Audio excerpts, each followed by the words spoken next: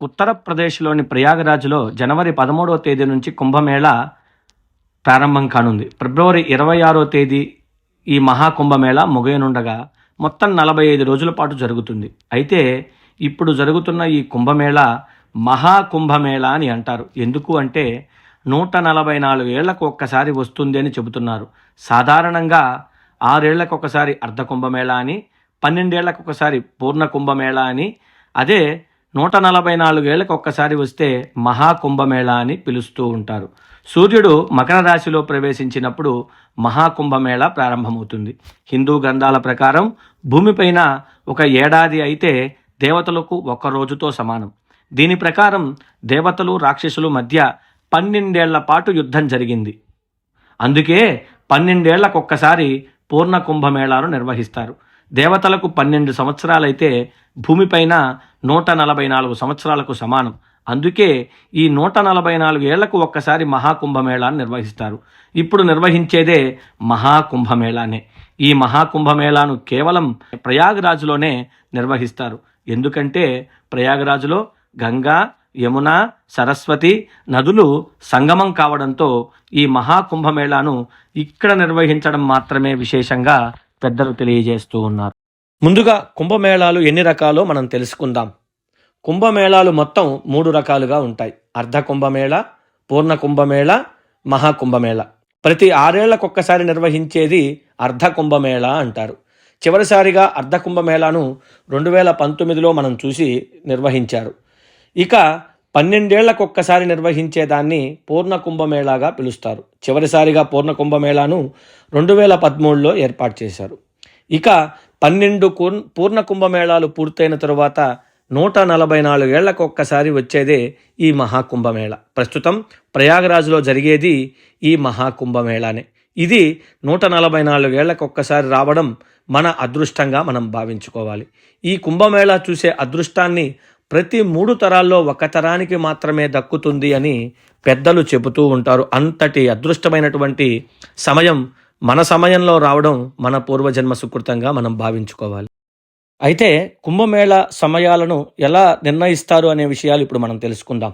ఖగోళ శాస్త్రం ప్రకారం కుంభం అనేది ఒక రాశిని సూచిస్తుంది. ఈ రాశిలోనే కుంభమేళాను నిర్వహిస్తారు. సూర్యుడు, బృహస్పతి సంచారం ఆధారంగా ఈ కుంభమేళా తేదీలు నిర్వహిస్తారు. సూర్యుడు, బృహస్పతి సింహరాశిలో ఉన్నప్పుడు నాసిక్ త్రయంబకేశ్వరంలో కుంభమేళా నిర్వహిస్తారు. ఇక సూర్యుడు మేషరాశిలో ఉన్నప్పుడు హరిద్వార్లో నిర్వహిస్తారు.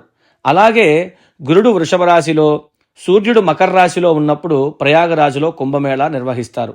బృహస్పతి, సూర్యుడు వృశ్చిక రాశిలో ఉన్నప్పుడు ఉజ్జయినిలో కుంభమేళా ఏర్పాటు చేస్తారు. ఈ విధంగా ఈ నిర్ణయాన్ని పెద్దవాళ్ళు మనకి తెలియజేసి ఉన్నారు. అదేవిధంగా ఇంకా ఎక్కడెక్కడ ఈ మహాకుంభమేళా జరుగుతోంది, ఈ కుంభమేళాలో ఉన్నటువంటి విశేషం ఏంటి, పురాణాల కథ ప్రకారం అనేది ఇప్పుడు మనం తెలుసుకుందాం. ప్రయాగరాజ్లో కాకుండా హరిద్వార్లోని గంగా నదికి, నాసిక్లోని గోదావరి నదికి, ఉజ్జయినిలోని షిప్రా నదిలో కూడా ఈ కుంభమేళా నిర్వహిస్తూ ఉంటారు. ఈ కుంభమేళా సమయంలో ఈ నదుల్లో పుణ్యమాచరిస్తే మోక్షం లభిస్తుందని మన హిందువులంతా కూడా పరిపూర్ణంగా విశ్వాసం తెలుపుతూ ఉంటారు. ఇక పురాణాల ప్రకారం వెళితే అమృతం కోసం దేవతలు, రాక్షసులు క్షీరసాగర మదనాన్ని చేస్తారు. అలా చేసిన సమయంలో చాలా రకాలైనటువంటి వస్తువులు బయటకు వస్తాయి. అదేవిధంగా అమృతం కూడా లభిస్తుంది. ఆ అమృతం కోసం దేవతలు, రాక్షసుల మధ్య 12 రోజుల పాటు భీకరమైనటువంటి యుద్ధం జరుగుతుంది. అప్పుడు ఆ అమృత భాండం నుంచి కొన్ని చుక్కలు భూమి మీద పడ్డాయని మనకి తెలుస్తోంది. ఆ పడినటువంటి ప్రదేశాలే ప్రయాగరాజ్, ఉజ్జయిని, హరిద్వార్, నాసిక్ అని పెద్దలంతా కూడా విశ్వసిస్తూ ఉంటారు. అందుకనే ఈ ప్రదేశాలలో మాత్రమే కుంభమేళాను నిర్వహిస్తూ ఉంటారు. ఈ కుంభమేళా సమయంలో ఆ అమృతపడినటువంటి ఆ నదులటిలో మనం స్నానం చేస్తే చక్కగా మనం ఆ క్షణం వరకు చేసినటువంటి పాపాలన్నీ కూడా తొలగించబడి పరిపూర్ణమైనటువంటి అనుగ్రహాన్ని పొందుతామని మనకు పెద్దల ద్వారా తెలియజేయబడుతోంది. ఇక ఈ కుంభమేళాలో కొన్ని రోజుల్ని ప్రత్యేకంగా విశేషమైనటువంటి రోజులుగా చెప్తారు. ఆ రోజులలో స్నానం చేస్తే ఉన్నదానికన్నా కూడా అత్యంత ఫలితం లభిస్తుంది అని చెబుతుంటారు, అలా నిర్ణయిస్తూ ఉంటారు. అలా ఈ కుంభమేళాలో 6 రోజులు నిర్ణయించడం జరిగింది. వాటినే రాచస్నానాలు అని కూడా పిలుస్తూ ఉంటారు. ఈ మహాకుంభమేళా సమయంలో ఆచరించే రాజస్నానాల యొక్క సమయాలు, వాటి యొక్క తేదీలను మనం తెలుసుకున్నట్టయితే, మొదటిగా జనవరి 13వ తేదీన పుష్యమాసమి పౌర్ణమి రోజున మొదటి రాచస్నానంగా చెప్పి ఉన్నారు. తరువాత జనవరి 14 మకర సంక్రాంతి రోజున రెండవ రాచస్నానంగా చెప్పి ఉన్నారు. మూడవ రాచస్నానంగా జనవరి 29 అమావాస్య రోజున విశేషంగా చెప్పి ఉన్నారు. నాలుగవది ఫిబ్రవరి 3వ తేదీన వసంత పంచమి రోజు విశేషంగా చెప్పి ఉన్నారు. ఐదవది ఫిబ్రవరి 12వ తేదీన మాఘ పౌర్ణమి రోజు విశేషమైనటువంటి ఫలితాలు వస్తున్నట్టుగా చెప్పి ఉన్నారు. ఇక చివరిగా కుంభమేళా ముగిసే రోజు అంటే ఫిబ్రవరి 26వ తేదీన మహాశివరాత్రి పర్వదినం నాడు మహాకుంభమేళా సమయంలో ఈ నదుల్లో స్నానం చేస్తే సమస్త పాపాలు నశించి మోక్షం లభిస్తుందన్నటువంటి అపూర్వమైనటువంటి విశేషాన్ని పెద్దలు మనకు తెలియజేయడం జరుగుతోంది. ఇప్పుడు ఈ కుంభమేళాని అసలు మొదట ఎవరు ప్రారంభించారో తెలుసుకుందాం. భారతదేశ చరిత్రలో కుంభమేళాకు ఎంతో ప్రాధాన్యత ఉంటుంది.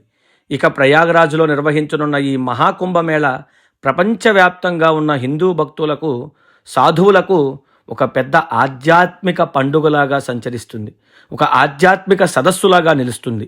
ఈ మహాకుంభమేళాకు 850 ఏళ్లకు పైగా చరిత్ర ఉందని చరిత్రకారులు మనకు చెబుతున్నారు. ఈ మహాకుంభమేళాను ఆది శంకరాచార్యులు వారు ప్రారంభించినట్టుగా తెలుస్తోంది. ఇది ఇప్పటి వచ్చినటువంటి పండుగ కాదండి. ఆది శంకరాచార్యులు వారు ఈ కుంభమేళాను ప్రారంభించినట్టుగా మనకి శాస్త్రాలు, పురాణాలు